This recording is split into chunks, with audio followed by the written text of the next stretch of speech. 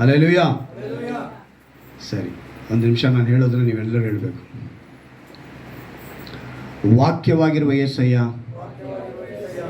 ಈ ದಿವಸವೂ ಕೂಡ ಕರ್ತನೆ ನಮ್ಮನ್ನು ವಾಕ್ಯದಿಂದ ವಾಗ್ದಾನದಿಂದ ಬಲಪಡಿಸು. ವಾಕ್ಯವನ್ನು ಕೇಳುವಂಥ ನಾವುಗಳು ಇನ್ನೂ ಹೆಚ್ಚಾಗಿ ನಿನ್ನ ಹತ್ತಿರ ಸೇರುವುದಕ್ಕೆ, ವಾಕ್ಯಕ್ಕಾಗಿ ಬದುಕುವಂತೆ ನಮ್ಮನ್ನು ವಾಕ್ಯದಿಂದ ಬಲಪಡಿಸು. ನಿನ್ನ ದಾಸನನ್ನು ಮರೆಸಿ ನಮ್ಮೊಂದಿಗೆ ಮಾತನಾಡು. ಯೇಸುವೆಂಬ ನಾಮದಲ್ಲಿ ಪ್ರಾರ್ಥಿಸ್ತೇನೆ, ಆಮೆನ್. Hallelujah, hallelujah, hallelujah. ತಿಂಗಳು ಕೂಡ ವಾಗ್ದಾನ ಕೊಟ್ಟು ದೇವರು, ನಾನು ಬಹಳ ಸಂತೋಷ ಪಡ್ತೀನಿ. ಪ್ರತಿ ದಿವಸ ನಾನು ಬೈಬಲ್ ಓದುವಾಗ ಅವತ್ತಾನೇ ಹೊಸ್ದಾಗಿ ನೋಡ್ದಂಗೆ ಇರುತ್ತೆ ನನಗೆ ವಾಕ್ಯನ ಒಂದ್ಸಲ ಓದಿದ ತಕ್ಷಣ ನಾನು ಹಳೇದಾಗೋಯ್ತು, ಈ ದಿನ ನಾನು ಎಷ್ಟೋ ಸಲ ಓದಿದ್ದೀನಲ್ಲ ಅಂತ ಅನಿಸೋದೇ ಇಲ್ಲ ನನಗೆ. ಒಂದು ವಾಕ್ಯನ ದಿನ ಬೈಬಲ್ ಓದುವಾಗ ನನಗೆ ಏನು ಅನಿಸುತ್ತೆ ಅಂತ ಹೇಳಿದ್ರೆ, ಇದೇನಿದು ಇಷ್ಟು ದಿವಸ ಕಾಣಲೇ ಇಲ್ವ ಈ ವಾಕ್ಯ ಅನಿಸುತ್ತೆ. ಹಲ್ಲೆಲೂಯಾ. ಅಂದರೆ ವಾಕ್ಯ ನನ್ನನ್ನು ಒಂದೊಂದು ದಿವಸನೂ, ಯಾಕಂತ ಹೇಳಿದ್ರೆ ಈ ಸತ್ಯವೇದವನ್ನು ನಾವು ಯಾವ ರೀತಿ ತಿಳ್ಕೋಬೇಕು ಅಂತ ಹೇಳಿದ್ರೆ, ಈ ಸತ್ಯವೇದ ಬರೀ ದೇವರ ವಾಕ್ಯ ಅಂತ ಅಂದುಕೊಳ್ಳದೆ ದೇವರ ಮನಸ್ಸು ಅಂತ ಅಂದುಕೊಳ್ಬೇಕು. ಹಲ್ಲೆಲೂಯಾ. ಒಬ್ಬ ದೇವದಾಸರು ಹೇಳ್ತಾರೆ, Bible is not only A word of god, this is god mind. Hallelujah. ದೇವರ ಮನಸ್ಸು, ಅವರ ಚಿಂತನೆ, ಅವರ ಉದ್ದೇಶ, ಅವರ ಯೋಚನೆ, ಅವರ ಯೋಜನೆ ಎಲ್ಲವೂ ಕೂಡ ಇದು ಸತ್ಯವೇದ. ಯಾವುದೆಲ್ಲ? ದೇವರ ಆಲೋಚನೆ. ಅಲ್ಲಿಗೆ ದೇವರ ರೀತಿಗಳು ಕೂಡ ಒಂದು ವಾಗ್ದಾನ ನಮ್ಗೆ ಹೇಳ್ತಾರೆ. ಓದೋಣವಾ? 2 ಪೂರ್ವಕಾಲ ವೃತ್ತಾಂತ 30ನೇ ಅಧ್ಯಾಯ 9ನೇ ವಾಕ್ಯ. 2 ಪೂರ್ವಕಾಲ ವೃತ್ತಾಂತ 30ನೇ ಅಧ್ಯಾಯ 9ನೇ ವಾಕ್ಯ ನಾನು ಓದ್ತೀನಿ, ಗಮನ ಇಟ್ಟು ಕೇಳಿ. ಯಾಕಂದ್ರೆ ಅದರಲ್ಲಿ ಮೇಲ್ಭಾಗದಲ್ಲಿ ಇಲ್ಲ, ಅದರಲ್ಲಿ ಕೊನೆಯ ಭಾಗದಲ್ಲಿರುವ ಮಾತನ್ನು ದೇವರು ಇವತ್ತು ವಾಗ್ದಾನ ಕೊಟ್ಟಿದ್ದಾರೆ. ಅದರಲ್ಲಿ 2 ಭಾಗ ಇದೆ. ಅದರಲ್ಲಿ ಆ 9ನೇ ವಾಕ್ಯದಲ್ಲಿ, ನಿಮ್ಮ ದೇವರಾದ ಯೆಹೋವನು ದಯೆಯು ಕನಿಕರವೂ ಉಳ್ಳವನಾಗಿರುತ್ತಾನೆ, ಆತನು ತನ್ನ ಕಡೆಗೆ ತಿರುಗಿಕೊಳ್ಳುವ ನಿಮ್ಮನ್ನು ಕಟಾಕ್ಷಿಸದೇ ಇರುವುದಿಲ್ಲ. ಹಲ್ಲೆಲೂಯಾ. ಏನಂತ ಹೇಳಲ್ಪಟ್ಟಿದೆ ನೋಡಿ, ನಿಮ್ಮ ದೇವರಾದ ಯೆಹೋವನು ದಯೆಯು ಕನಿಕರವೂ ಉಳ್ಳವನಾಗಿರುತ್ತಾನೆ, ಆತನು ತನ್ನ ಕಡೆಗೆ ತಿರುಗಿಕೊಳ್ಳುವ ನಿಮ್ಮನ್ನು ಕಟಾಕ್ಷಿಸದೇ ಇರುವುದಿಲ್ಲ. ಎಷ್ಟು ಅದ್ಭುತವಾದ ಮಾತು ಅಂತ ಹೇಳಿದ್ರೆ, ನಾನು ಇದು ಓದಿದ ತಕ್ಷಣ ಬಹಳ ಸಂತೋಷಪಟ್ಟೆ. ಎಂಥ ದೇವರು! ಇಲ್ಲೇ ತಂದೆಯಾದ ದೇವರ ಒಂದು ಪ್ರಮುಖ ಪಾತ್ರ ನಾವು ನೋಡ್ಬೋದು. ಯಾವಾಗಲೂ ನಾವೇನು ಅನ್ಕೊಳ್ತೀವಿ ಅಂತ ಹೇಳಿದ್ರೆ, ತಂದೆಯಾದ ದೇವರನ್ನ ಅವರು ಕೋಪವುಳ್ಳ ದೇವರು, ರೋಷಾಗ್ನಿ ಉಳ್ಳ ದೇವರು. ಆ ಸಮಯದಲ್ಲಿ ತಕ್ಷಣವೇ ಆ ಹಳೆ ಒಡಂಬಡಿಕೆ ಕಾಲದಲ್ಲಿ ನಾವು ನೋಡುವಾಗ ಶಿಕ್ಷೆ ಕೊಟ್ಟಂಥ ದೇವರು, ಪ್ರವಾದಿಗಳ ಮೂಲಕ ಎಚ್ಚರಿಕೆ ಪಡಿಸಿದಂಥ ದೇವರು. ಯಾಕಂತ ಹೇಳಿದ್ರೆ, ತಂದೆಯಾದ ದೇವರಿಗೆ ಕೋಪ ಬಂದು, ಮನುಷ್ಯರ ಮೇಲೆ ಕೋಪ ಬಂದು ಏನು ಮಾಡಿದ್ರು? ಜಲಪ್ರಳಯ ಉಂಟು ಮಾಡಿ ನಾಶನೇ ಆಗೋಯ್ತು ಇಡೀ ಭೂಮಿ ಅಲ್ವಾ? ಆ ರೀತಿಯಾಗಿ ತಂದೆಯಾದ ದೇವರನ್ನ ಅನೇಕರು ತೋರಿಸುವರಾಗಿರ್ತಾರೆ. ಆದರೆ ತಂದೆಯಾದ ದೇವರಲ್ಲಿ ಇನ್ನೊಂದು ಮುಖನೂ ಇದೆ. ಆ ಮುಖನೇ ಅವರು ಹೇಳ್ತಿದ್ದಾರೆ, ಏನಂತ ಹೇಳಿ, ನಿಮ್ಮ ದೇವರಾದ ಯೆಹೋವನು ದಯೆಯು ಕನಿಕರವೂ ಉಳ್ಳವನಾಗಿರ್ತಾನೆ. ಹಲ್ಲೆಲೂಯಾ. ಈ ತಿಂಗಳಿನ ವಾಗ್ದಾನದಲ್ಲಿ ನಾವು ಗಮನಿಸಬೇಕು, ಈ ಪದ ಹೇಳೋದಕ್ಕೆ ಮುಂಚೆ ಮೇಲ್ಗಡೆ ಸ್ವಲ್ಪ, ನಾನು ಅದಕ್ಕೆ ವಾಗ್ದಾನನ ನಾನು ಪೋಸ್ಟ್ ಮಾಡಿದಾಗ ಅದರಲ್ಲಿ ಮುಂದೆ ಒಂದು 5 ಡಾಟ್ ಇಟ್ಟಿದ್ದೀನಿ. ಏನಂತ ಹೇಳಿದ್ರೆ, ಮುಂದೆ ವಾಕ್ಯದ ಅಂಶ ಇದೆ ಅಂತ ಅರ್ಥ. ಆ 5 ಡಾಟು ವಾಗ್ದಾನದಕ್ಕೆ ಮುಂಚೆ ಅದು ಪೋಸ್ಟ್ ಮಾಡಿದಾಗ ನಾನು ಹಾಕಿದ್ದೆ. ಏನಕ್ಕೆ ಅಂತ ಹೇಳಿದ್ರೆ, ಮುಂದೆ ವಾಕ್ಯ ಇದೆ. ಏನಿದೆ ಮುಂದೆ ವಾಕ್ಯ ಅಂತ ಹೇಳಿದ್ರೆ, ನೀವು ಯೆಹೋವನ ಕಡೆಗೆ ತಿರುಗಿಕೊಳ್ಳುವುದಾದರೆ ನಿಮ್ಮ ಸಹೋದರರು ಮಕ್ಕಳು ತಮ್ಮನ್ನು ಸೆರೆಯೊಯ್ದವರ ದೃಷ್ಟಿಯಲ್ಲಿ ದಯೆಗೆ ಪಾತ್ರರಾಗಿ ತಿರುಗಿ ಸ್ವದೇಶಕ್ಕೆ ಬರುವರು. ಒಂದು ಅದ್ಭುತವಾದ ಮಾತು. ಅವ್ರು ಹೇಳ್ತಾರೆ ಸ್ವದೇಶ, ತಿರುಗಿ. ಸ್ವದೇಶ ಅಂದರೆ ಏನು ಅಂದರೆ ಪರಲೋಕ. ತಿರುಗಿ ಎಲ್ಲಿಗೆ ಬರಬೇಕು? ಅವರು ಪರಲೋಕದ ಕಡೆಗೆ ಬರಬೇಕು. ಯಾರು ಅಂತೇಳಿ ಬರೆಯಲ್ಪಟ್ಟಿದೆ, ನಿಮ್ಮ ಸಹೋದರರು ಮಕ್ಕಳು ತಮ್ಮನ್ನು ಸೆರೆಯೊಯ್ದವರ ದೃಷ್ಟಿಯಲ್ಲಿ. ಅನೇಕರಿಂದ ಪಾಪದ ಕೃತ್ಯಗಳಿಗೆ, ಪಾಪಕ್ಕೆ ಬಲಿಯಾದವರ ದೃಷ್ಟಿಯಿಂದ ಅವರು ತಿರುಗಿ ಎಲ್ಲಿಗೆ ಬರಬೇಕು? ಪರಲೋಕದ ಕಡೆಗೆ ಬರಬೇಕು. ಸೊ ಪರಲೋಕದ ಕಡೆಗೆ ಅವ್ರು ಬರಬೇಕು ಅಂತ ಹೇಳಿ ಸೆರೆಯೊಯ್ದವರ ದೃಷ್ಟಿಯಲ್ಲಿ ದಯೆಗೆ ಪಾತ್ರರಾಗಿ ತಿರುಗಿ ಸ್ವದೇಶಕ್ಕೆ ಬರುವರು. ಯಾವಾಗ ಬರುವರು ಅಂತ ಹೇಳಿದ್ರೆ ನೆಕ್ಸ್ಟ್ ಹೇಳ್ತಾರೆ, ನಿಮ್ಮ ದೇವರು ಯಾರಾಗಿದ್ದಾರೆ? ದಯೆಯು ಕನಿಕರವುಳ್ಳವನು. ಹಲ್ಲೆಲೂಯಾ. ಈಗ ಈ ವಾಗ್ದಾನದಲ್ಲಿ ಒಂದು 2 ಗುಂಪನ್ನ ದೇವರು ನಮಗೆ ತಿಳಿಯಪಡಿಸಿದ್ರು. ಮೊದಲನೇ ಗುಂಪು ಯಾರು ಅಂತ ಹೇಳಿದ್ರೆ ಸೋತು ಹೋದಂಥ ವಿಶ್ವಾಸಿಗಳು. ಅವ್ರಿಗೆ ಹೇಳ್ತಿದ್ದಾರೆ, ದಯೆಯು ಕನಿಕರವುಳ್ಳವನು ನಾನು. ಭಯ ಪಡಬೇಡ, ಚಿಂತಿಸಬೇಡ, ಯೋಚಿಸಬೇಡ. ಯಾಕೆ ನೀನು ಯೋಚಿಸ್ತೀಯಾ? ಯಾಕೆ ಚಿಂತಿಸ್ತೀಯಾ? ನಿನ್ಗೆ ಯಾಕೆ ಭಯ? ಇವತ್ತು ನೀನು ತಿಳ್ಕೋಬೇಕು, ನಮಗೆ ಈ ವಾಗ್ದಾನ ಕೊಡುವಂಥ ದೇವರು ಎಷ್ಟು ಒಳ್ಳೆ ದೇವರು. ನೀನು ಅವ್ರ ಕಡೆ ತಿರುಗಿದ್ರೆ ಸಾಕು. ಅಂದರೆ ಏನು? ಮಾನಸಾಂತರ. ತಿರುಗಿದ್ರೆ ಅಂದರೆ ಒಂದು ಫೋಟೋ ಇಟ್ಬಿಟ್ಟು ಹಿಂಗೆ ತಿರುಗಿ ನಿಂತ್ಕೊಳ್ಳೋದ ಅವ್ರ ಕಡೆಗೆ ಅಲ್ಲ. ತಿರುಗಿ ಅಂತ ಹೇಳಿದ್ರೆ ಪಾಪದಿಂದ ನೀನು ಬದಲಾವಣೆ ಆಗಿ ಮಾನಸಾಂತರ ಹೊಂದಿ ದೇವರ ಕಡೆಗೆ ಬರಬೇಕು. ಪಾಪವೆಂಬುದಕ್ಕೆ ನಾನು ಬಹಳ ವಿಷಯಗಳನ್ನು ನಿಮ್ಗೆ ತಿಳಿಸಿದ್ದೀನಿ. ಕತ್ತಲೆಯ ಸ್ವಭಾವಗಳು ಯಾವುದು, ಕತ್ತಲೆ ಅಂದರೆ ಯಾವುದು ಅಂತೇಳಿ ಕಳೆದ ವಾರದಲ್ಲಿ ನೋಡಿದ್ವಿ. ಅಂದರೆ ಇವೆಲ್ಲವೂ ಕೂಡ ಪಾಪಕ್ಕೆ ಹೋಲಿಕೆಯಾಗಿದೆ. ಅವೆಲ್ಲವುಗಳಿಂದ ನೀನು ತಿರುಗಬೇಕು. ದೇವರು ಹೇಳ್ತಾರೆ, ಚಿಂತಿಸಬೇಡಿ ಅಂತ ಹೇಳ್ತಾರೆ.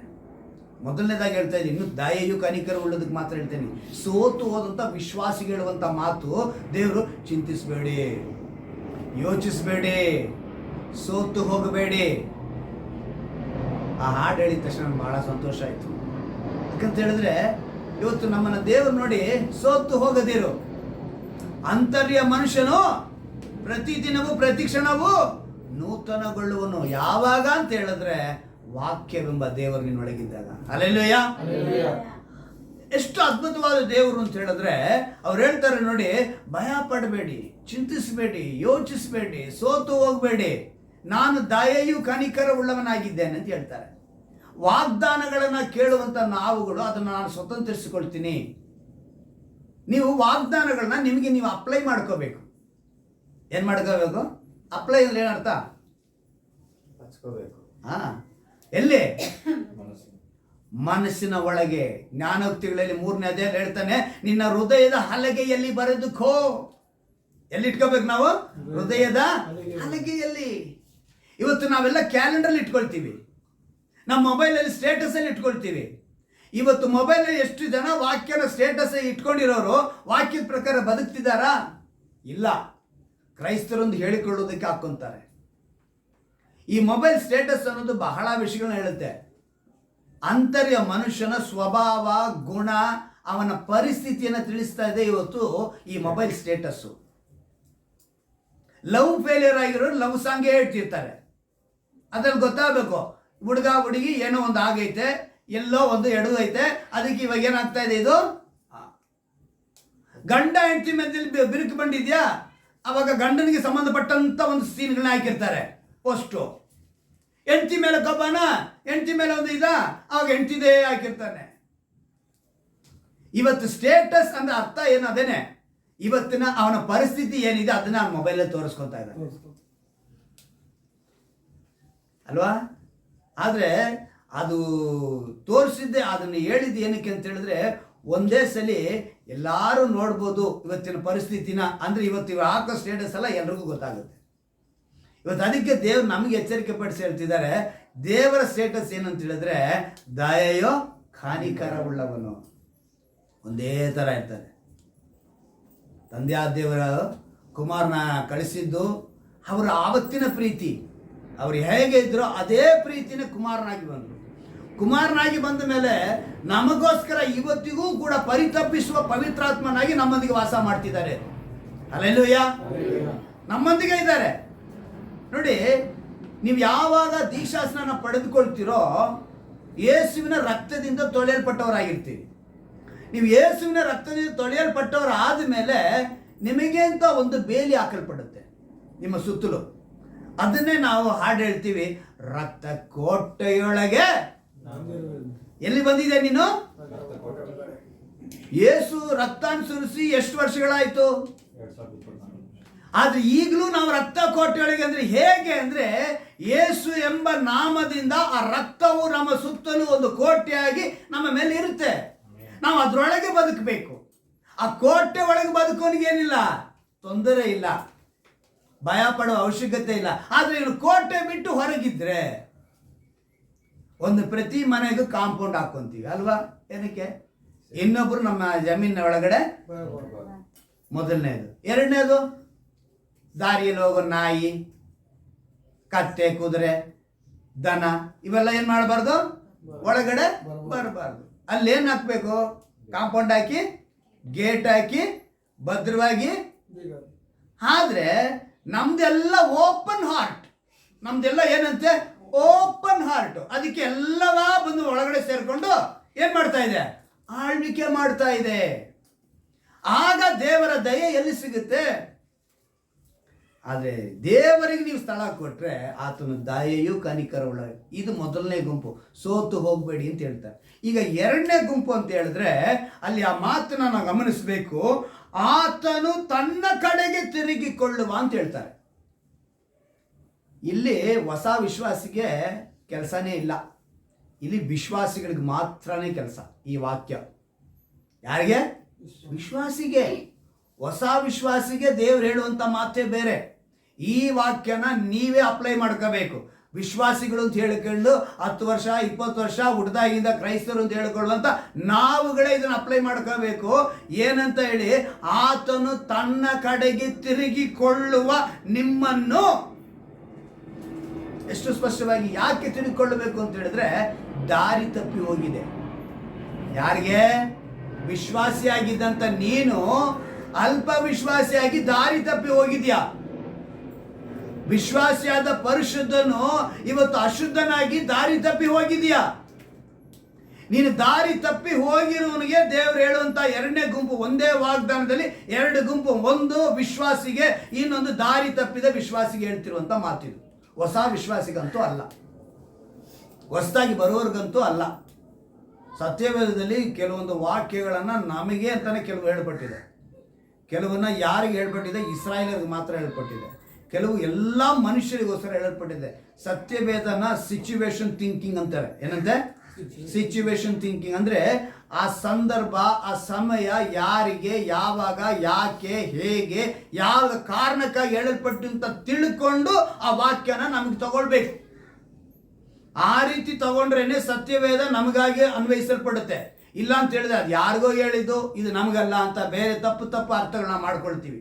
ಅದಕ್ಕಿಂತ ಕೆಲವೊಂದು ವಾಕ್ಯಗಳನ್ನ, ಕೆಲವೊಂದು ಪದಗಳನ್ನ ಸರಿಯಾಗಿ ಗಮನ ಇಟ್ಟು ಓದಿದ್ರೆ ಮಾತ್ರ ಅರ್ಥ ಆಗೋದು. ಈಗ ಇಲ್ಲಿ ತನ್ನ ಕಡೆಗೆ ತಿರುಗಿಕೊಳ್ಳುವ ನಿಮ್ಮನ್ನು ಕಟಾಕ್ಷಿಸದೇ ಇರುವುದಿಲ್ಲ ಅಂತ ತಿರುಗ್ತಲ್ಲ, ದಾರಿ ತಪ್ಪಿ ಹೋಗಿದ್ದೀವಿ. ಉದಾಹರಣೆ ನಾನು ಹೇಳ್ತೀನಿ, ತಿಳ್ಕೊಳ್ಳಿ. ಸತ್ಯವೇದದಲ್ಲಿ ಇಬ್ಬರು ಕುರಿತು ಬರೆಯಲ್ಪಟ್ಟಿದೆ. ಈಗ ಆ ದಾರಿ ತಪ್ಪಿ ಹೋದವರ ಕುರಿತು ನಾನು ಹೇಳ್ತೀನಿ. ಈಸ್ಕರಿಯೋತ ಯೂದ. ಏನಂತೆ? ಏನ್ ಮಾಡ್ದ ಈಸ್ಕರಿಯೋತ ಯೂದ? ಏಸಪ್ಪನನ್ನ ತೋರಿಸಿಕೊಟ್ಟ. 30 ಬೆಳ್ಳಿ ನಾಣ್ಯಕ್ಕೆ. ಏನಕ್ಕೆ? ಹಣದ ಆಸೆ ಅವನ ಮೇಲೆ ಬಂತು ಅಲ್ವಾ? ಈಗ ಈ ಹಣದ ಆಸೆ ಬರೋದಕ್ಕೆ ಮುಂಚೆ ನಾನೇನು ಹೇಳ್ತೀನಿ ಅಂತ ಹೇಳಿದ್ರೆ, ಅವನು ಏನಾಗಿರ್ಬೋದು, ಅವನು ಯಾಕೆ ಆ ರೀತಿ ಮಾಡ್ದ? ಯಾಕಂತ ಹೇಳಿದ್ರೆ ಮನುಷ್ಯ ಇವತ್ತು ಅದನ್ನು ಏನು ದೇವರು ಆ ವ್ಯಕ್ತಿಗೆ ಏನಂತ ಹೇಳೋದು ಅಂತ ಹೇಳ್ತೀನಿ ನಾನು ಹೇಳೋದಲ್ಲ.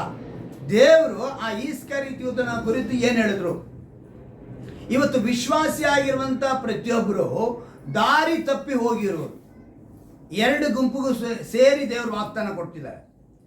ಈ ಈಸ್ಕರಿಯೋತ ಯೂದನ ಕುರಿತು ನಾವು ನೋಡುವಾಗ ದೇವರೇ ಏನು ಹೇಳಿದ್ರು ಅಂತೇಳಿ ಮತ್ತಾಯನ ಬರೋ ಸುವಾರ್ತೆ 26ನೇ ಅಧ್ಯಾಯ. ಮತ್ತಾಯನ ಬರೋ ಸುವಾರ್ತೆ 26ನೇ ಅಧ್ಯಾಯ. ಇದು ಯಾವ ಸಂದರ್ಭ ಅಂತೇಳಿ ನಾವು ಗಮನಿಸುವಾಗ ಇವತ್ತು ನಾವು ಅದನ್ನೇ ಮಾಡ್ತಾ ಇದ್ದೀವಿ, ಕರ್ತನ ಭೋಜನ. ಆ ಭೋಜನ ಮಾಡುವಂಥ ಸಮಯದಲ್ಲಿ ಯೇಸು ಒಂದು ಮಾತನ್ನು ಇಲ್ಲಿ ಬರೆಸ್ತಾ ಇದ್ದಾರೆ. ಯಾಕಂದರೆ ದಾರಿ ತಪ್ಪಿ ಹೋಗಿರೋರು, ಇವತ್ತು ದಾರಿ ತಪ್ಪಿ ಹೋಗಿರೋರಿಂದ ನಮಗೆಲ್ಲ ಬಹಳ ವೇದನೆಗಳಾಗುತ್ತೆ. ಕೆಲವು ಸಮಯ ನಾವು ದುಃಖ ಪಡ್ತೀವಿ. ಯಾಕೆ ಇವರು ವಿಶ್ವಾಸಿಯಾಗಿದ್ದು ಈ ರೀತಿ ದಾರಿ ತಪ್ಪಿ ಹೋಗ್ತಿದ್ದಾರೆ?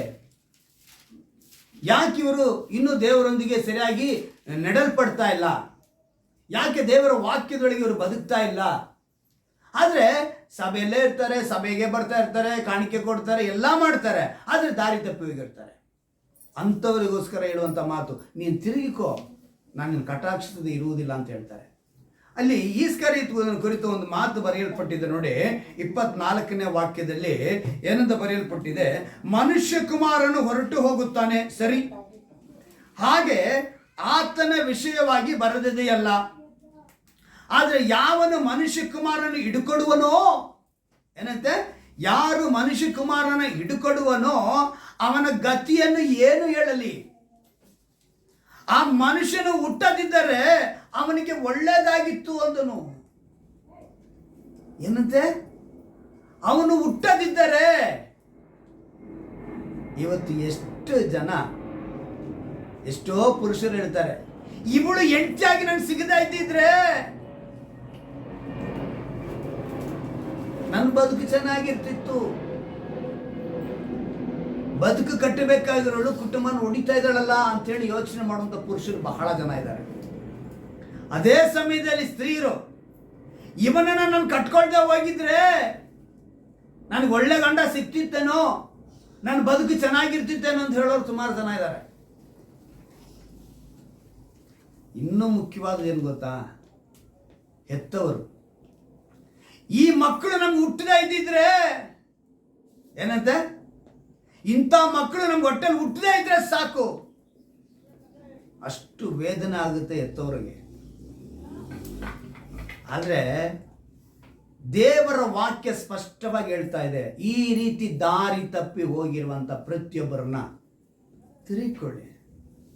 ನೀವು ತಿರುಗಿಕೊಂಡ್ರೆ, ಇವತ್ತು ನಿಮ್ಮನ್ನು ನೋಡಿ ಒಂದು ಮಾತು ಹೇಳ್ತಾರೆ ದೇವರು, ಅಂಥ ಪರಿಸ್ಥಿತಿಯಲ್ಲಿ ನೀವೇನಾದ್ರು ಇದ್ದರೆ ನೀವು ಅವ್ರಿಗೋಸ್ಕರ ಪ್ರಾರ್ಥನೆ ಮಾಡಿ. ದಾರಿ ತಪ್ಪಿ ಹೋಗಿರೋರಿಗೋಸ್ಕರ ಪ್ರಾರ್ಥನೆ ಮಾಡಿ. ನೀವು ಪ್ರಾರ್ಥನೆ ಮಾಡೋದ್ರಿಂದ ಅವ್ರೇನು ಮಾಡ್ತಾರೆ? ತಿರುಗಿಕೊಳ್ತಾರೆ. ವೇದನೆ ಪಡ್ತಾ ಇದೆಯಾ ಸಹೋದರನೇ ಸಹೋದರಿಯೇ? ದೇವರು ಹೇಳ್ತಿದ್ದಾರೆ, ದಯೆಯು ಕನಿಕರವುಳ್ಳವನು ನಾನು.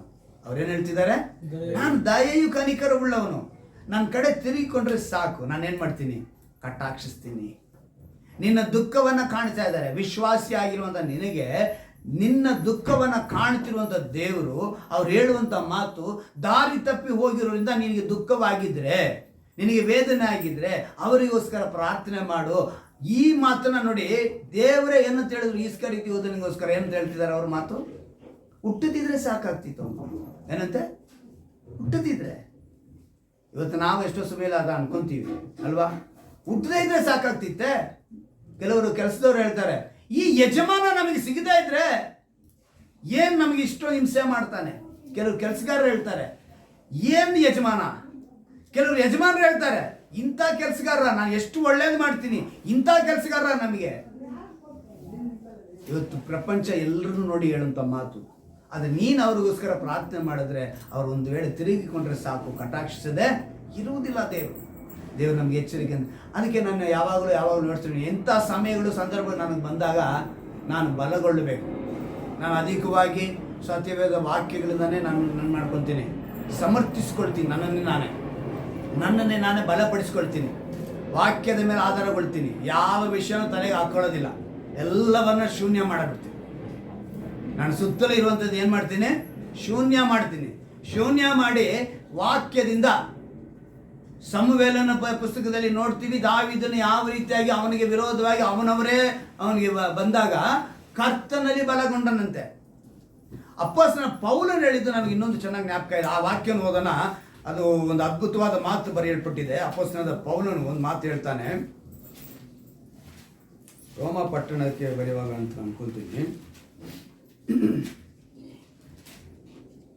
ಯಾಕಂದರೆ ನಾವು ಎಷ್ಟೋ ದೇವರ ಬಳಿ ಇರಬೇಕು ಅಂತ ಅಂದ್ಕೊಂಡು ಬರ್ತೀವಿ, ಆದರೆ ದೇವರ ವಾಕ್ಯವು ನಮ್ಮನ್ನು ನಡೆಸುವಂಥದ್ದನ್ನ ನಾವು ವಾಕ್ಯದ ದೂರ ಹೋಗುವಂಥ ಪರಿಸ್ಥಿತಿಯಲ್ಲಿ ಇರ್ತೀವಿ. ಅದಕ್ಕೆ ದೇವರು ನಮ್ಗೆ ಎಚ್ಚರಿಕೆ ಪಡಿಸಿ ಹೇಳ್ತಾರೆ, ನೀವು ಎಲ್ಲಿರಬೇಕು? ದೇವರ ವಾಕ್ಯದೊಂದಿಗೆ ಇರಬೇಕು. ಕಷ್ಟವೋ ಸಂಕಟವೋ ಹಿಂಸೆಯೋ ನನ್ನನ್ನು ದೇವರಿಂದ ಅಗಲಿಸುವುದಕ್ಕೆ ಸಾಧ್ಯ ಇಲ್ಲ. ಪೌಲನು ಹೇಳ್ತಾನೆ, ಎಂಥ ಪರಿಸ್ಥಿತಿಯಲ್ಲಿದ್ದರೂ ಕೂಡ ದೇವರ ಕರುಣೆಯನ್ನು ಹೊಂದಿಕೊಳ್ಳಬೇಕು, ದೇವರ ದಯೆಯನ್ನು ಹೊಂದಿಕೊಳ್ಳಬೇಕು. ಇವತ್ತು ನಮಗೆ ದೇವರು ಅದೇ ಹೇಳ್ತಾರೆ, ಕೈ ಬಿಡದ ದೇವರು. ರೋಮಾಪುರದವರಿಗೆ 8ನೇ ಅಧ್ಯಾಯದಲ್ಲಿ 31ನೇ ವಾಕ್ಯದಲ್ಲಿ ನಾವು ಗಮನಿಸ್ತೀವಿ, ದೇವರು ನಮ್ಮ ಕಡೆ ಇದ್ದರೆ ನಮ್ಮನ್ನು ಎದುರಿಸುವವರು ಯಾರು? ಸ್ವಂತ ಮಗನನ್ನು ಉಳಿಸಿಕೊಳ್ಳದೆ ಆತನು ನಮ್ಮೆಲ್ಲರಿಗೋಸ್ಕರ ಒಪ್ಪಿಸಿಕೊಟ್ಟನಲ್ಲ. ಸ್ವಂತ ಮಗನನ್ನೇ ನಮಗೋಸ್ಕರ ತಂದೆಯಾದ ದೇವರು ಕೊಟ್ಟಿದ ಮೇಲೆ ನಮ್ಮನ್ನು ಎದುರಿಸೋರು ಯಾರು? ಅವ್ರು ಹೇಳ್ತಾರೆ, ದಯೆಯು ಕನಿಕರವುಳ್ಳ ದೇವರು ನಮ್ಮ ದೇವರಾಗಿದೆ, ನಮ್ಮನ್ನು ಎದುರಿಸುವುದಕ್ಕೆ ಯಾರಿಂದಲೂ ಸಾಧ್ಯವಿಲ್ಲ. ಆತನನ್ನು ನಮ್ಮೆಲ್ಲರಿಗೋಸ್ಕರ ಕೊಟ್ಟನಲ್ಲ, ಮಗನನ್ನು ಕೊಟ್ಟ ಮೇಲೆ ಸಮಸ್ತವನ್ನು ನಮಗೆ ದಯಪಾಲಿಸದೇ ಇರುವನು. ದೇವರು ಅಂದುಕೊಂಡವರು ಮೇಲೆ ಯಾರು ತಪ್ಪು ಹೊರಿಸಾರು? ದೇವರೇ ನಮ್ಮನ್ನು ನೀತಿವಂತರನ್ನು ನಿರ್ಣಯಿಸುತ್ತವನಾಗಿದ್ದಾನೆ. ಅಪರಾಧಿಗಳೆಂದು ನಿರ್ಣಯಿಸುವರು ಯಾರು? ಕ್ರಿಸ್ತ ಯೇಸು ಮರಣವನ್ನು ಹೊಂದಿದ್ದಲ್ಲದೆ ಜೀವಿತನಾಗಿ ಎದ್ದು ದೇವರ ಬಲಗಡೆಯಲ್ಲಿದ್ದು ನಮಗೋಸ್ಕರ ಬೇಡುವನಾಗಿದ್ದಾನೆ. ನಮಗೋಸ್ಕರ ಬೇಡುವನಾಗಿದ್ದಾನೆ. ದಯೆಯು ಕನಿಕರವುಳ್ಳ ದೇವರಾಗಿದ್ದಾನೆ ನಮ್ಮ ದೇವರು ಅಲ್ವಾ? 35ನೇ ವಾಕ್ಯದವರೆಗೂ ನಾವು ಗಮನಿಸುವಾಗ, ಕ್ರಿಸ್ತನ ಪ್ರೀತಿಯಿಂದ ನಮ್ಮನ್ನು ಅಗಲಿಸುವವರು ಯಾರು? ಪೌಲನು ಹೇಳ್ತಾನೆ, ಕಷ್ಟವೋ ಸಂಕಟವೋ ಹಿಂಸೆಯೋ ಅನ್ನವಿಲ್ಲದಿರುವುದೋ ವಸ್ತ್ರವಿಲ್ಲದಿರುವುದೋ ಗಂಡಾಂತರವೋ ಖಡ್ಗವೋ ಯಾವುದು ನಮ್ಮನ್ನು ದೂರ ಮಾಡೋದಕ್ಕೆ ಸಾಧ್ಯ? ಇವತ್ತು ದಾರಿ ತಪ್ಪಿದವರು ಇದ್ರ ರೀತಿಯಲ್ಲಿ ಇರ್ತಾರೆ. ಇಂಥ ಸಂಕಟ ಎಲ್ಲ ಅವ್ರಿಗೆ ಬಂದೇ ಇರಲ್ಲ, ಆದರೆ ಸಣ್ಣ ಸಣ್ಣ ವಿಷಯಕ್ಕೆ. ನಿನ್ನೆ ಪೇಪರಲ್ಲಿ ನೋಡ್ತೀನಿ, ಗಂಡ ಹೆಂಡತಿ ಜಗಳ ಉತ್ತರ ಪ್ರದೇಶದಲ್ಲಿ. ಗಂಡ ಹೇಳ್ತಿದ್ದಾನೆ, ಈ ಮನೆ ಯಜಮಾನ ಒಂದು ಮೊಟ್ಟೆ ಎಕ್ಸ್ಟ್ರಾ ಕೊಡು ಅಂತ. ಏನಂತೆ? ಒಂದು ಮೊಟ್ಟೆ ಇಟ್ಟಿದ್ದಾಳ ಹೆಂಡತಿ, ಅವನು ಇನ್ನೊಂದು ಮೊಟ್ಟೆ ಕೇಳ್ತಾನೆ. ನಾನು ಮನೆಗೆ ದುಡ್ದು ಹಾಕ್ತಾ ಇದ್ದೀನಿ, ನನಗೊಂದು ಮೊಟ್ಟೆ ಎಕ್ಸ್ಟ್ರಾ ಕೊಡು ಅಂತ ಕೇಳಿದ್ನಂತೆ.